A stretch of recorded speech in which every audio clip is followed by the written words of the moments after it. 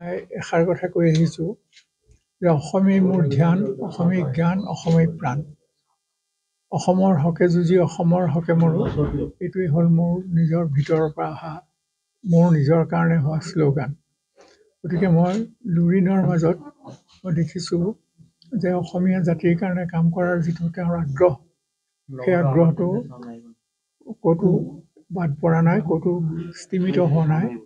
সমান জোৰেৰে সমান শক্তিৰ সৈতে তেওঁ প্ৰকাশ কৰিছে। মই আশা কৰোঁ যে নৱপ্ৰজন্মৰ পৰা অহা লুৰিণক যদি অসমীয়া জাতিৰ এগৰাকী শুভাকাংক্ষী ৰাজনীতিক হিচাপে আমি পাব পাৰোঁ, গতিকে আমাৰ ডাঙৰ লাভ কি আছে।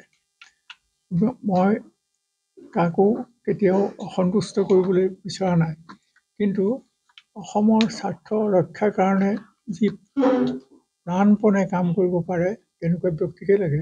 লুৰিণৰ মাজত সেই শক্তিটো আছে, গতিকে তেওঁ আহিছে। মই তেওঁক সেইকাৰণে সোমোৱাৰ লগে লগে কৈছোঁ যে বিজয়ী ভৱ।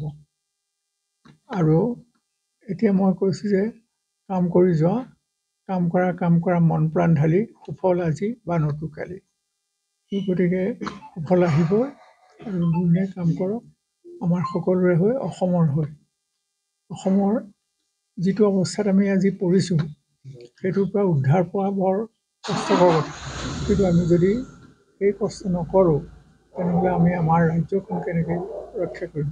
ভাষা, সংস্কৃতি আৰু আমাৰ যি সম্পদ আছে, এই সম্পদখিনি যদি আমি ৰাখিব নোৱাৰোঁ, ভাষা সংস্কৃতিৰ সমন্বিতে আমাৰ বিভিন্ন সম্পদ আছে। আমাৰ অৰ্থনৈতিক অৱস্থা ভাল কৰিবৰ কাৰণে যিমানবোৰ সম্পদ আছে, সেই আটাইবোৰ আমি এতিয়া বাহিৰৰ মানুহৰ হাতত এৰি দিছোঁ। আনকি আমাৰ মাটি বাৰী যে থাকিবগৈ অসমীয়া মানুহৰ হাতত, মোৰ সন্দেহ হয়।